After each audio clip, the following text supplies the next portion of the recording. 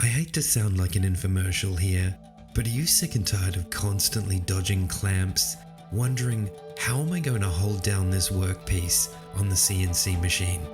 If so, stick around, I've got a couple of things that'll blow your mind.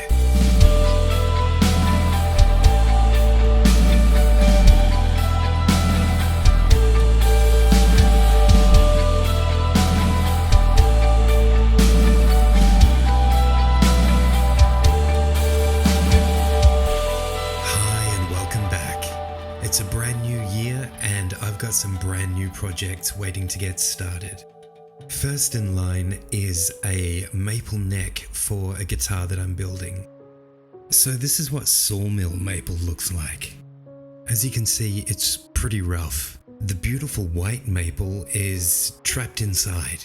I like to cut 2 neck blanks out of each board width. The excess from the middle I like to use for inlays. Normally I'd plane down the thickness on my drum sander, but I broke it. So instead of trying to fix this mess in time for the video, I think we'll go to the CNC machine. To make a neck like this out of a block of wood like this, we obviously need to hold that wood down. When thicknessing a board, the XY location isn't really important. So the easiest way to hold it down, I find, is to notch the corners like this. This also works great for body blanks. You can even do this quickly with a handsaw. So with 4 quick notches, your clamps are safely out of the way.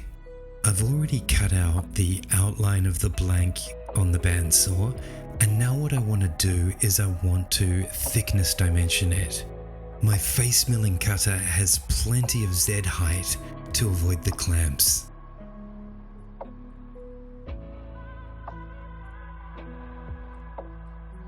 And there's that lovely maple. In order to cut the rest of the neck, X and Y considerations suddenly become very important, and that's where this comes in.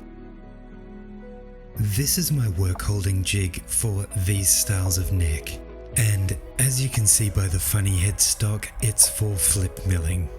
I've used a template to roughly mark out the position of my neck and added a center line.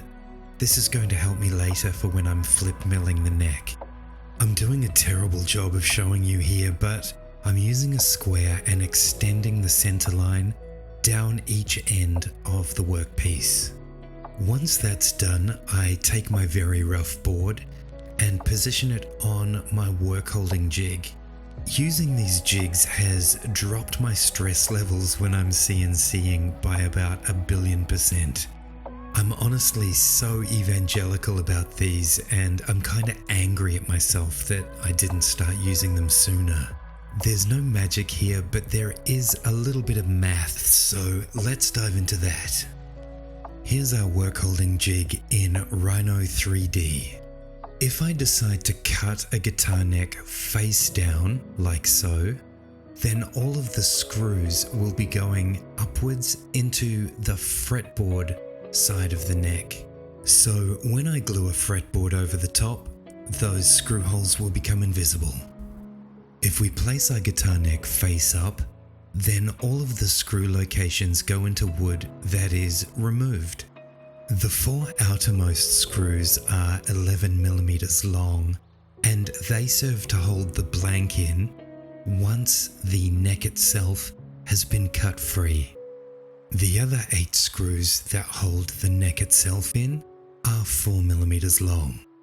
So if I have a little pan around here, you can see just how much room there is between the ends of the screws and the guitar neck model itself.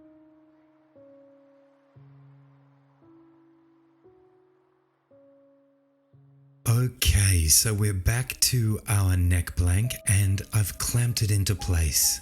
This allows me to tighten all of the screws. So we can finally bring it over to the CNC and slide it up hard against my X-axis stopper block. I'm also making sure that it conforms to the center line that I have engraved on my wasteboard. All the clamps are on and the workpiece is aligned. I ran out of fancy clamps, so I had to improvise.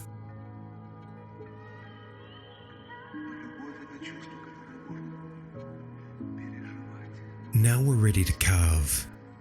And look at all of that room around the workpiece.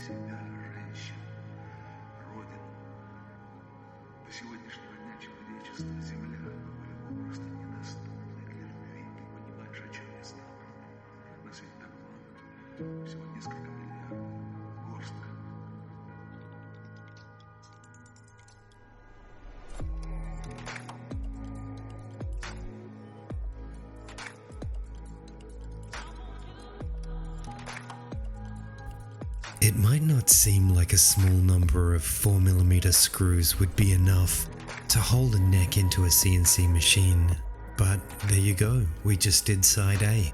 Time to flip it and do side B. This particular blank isn't long enough, it doesn't reach to the end, so what I've done is cut a couple of little bits of scrap with double-sided tape, and I'm just going to stick them on either side of the center line. And now that that's safely marked, I can remove the screws and take the workpiece off the jig, then flip it and put it back on again. I align it with the center line at the headstock end and with my blocks and the center line at the heel end.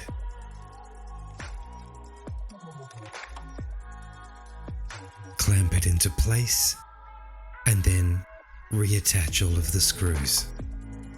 Now we're into side B, and if you've ever tried working with oddly shaped bits of wood like this one here that are a little bit smaller than a usual neck blank, you'll know how hard it is to keep it clamped down. I've had a lot of problems when using tabs in the past, and this method completely avoids them. When the outline toolpath has completed carving, the waste material is normally held in place by tabs, but in this example, it's held in place by the 4 outermost screws. The neck itself is held in place by the other 8 black screws.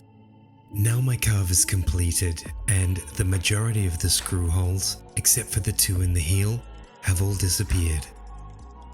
It is going to need some sanding and finishing, but I would say this neck has been a success. And it's all thanks to a piece of scrap plywood and some screws.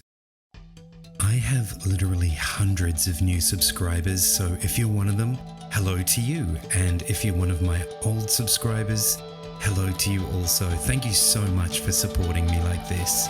Let's do it again soon.